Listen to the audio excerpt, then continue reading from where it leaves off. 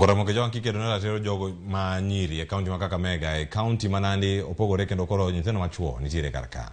Moyo nyithindo ma yawuoyi 500 e kaunti ma Nandi koro yudo tiegruok motenore kod bedo gi timbe makare e kind oganda.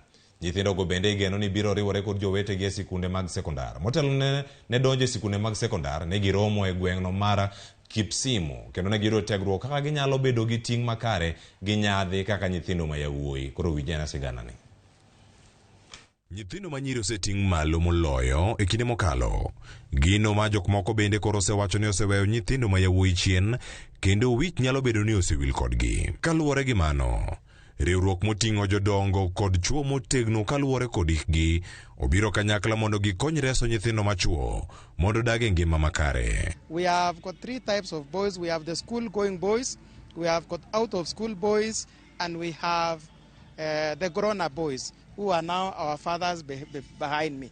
So there is no transition from our fathers to us and then to the next generation. We are going to inculcate the knowledge, the do's and don'ts that our community actually are in for. We are seeing a lot of young people growing old, but they are not actually growing up. In other words, they are not manning up. And they are doing so because of 2 things. 1, responsibility, lack of responsibility, and of course lack of control. Because now we have our young people indulging in things that are not good.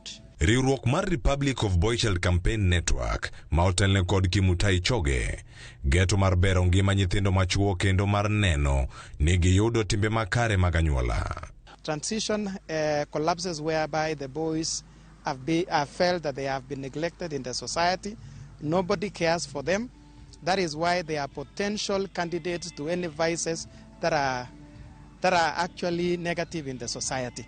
Jokanyo mag riwruogno koro wacho ni gigo ma nyithindo machuo kaloe onego rangi pek madwarore ka giwacho ni moko kuomgi osekaloe timbe majendeke kaluwore ni gionge joma nyalo konyogi luwo yo makare. The challenges of lack of mentorship programs, the challenges of inadequate resources both at home and at the government level.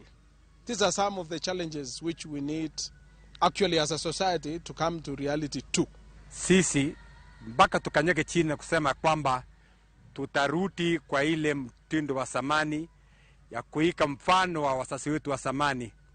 Walikuwa matumaini kubwa kwa vijana, hasa mwanaume akakisha saliwa kwa nyumba ni matumaini kubwa sana kwa hiyo familia. Joluno goyongero ni chakochon noloyo dhika juoga emomiyo oganda ni obiro kanyakla mar reso nyithindo machuo.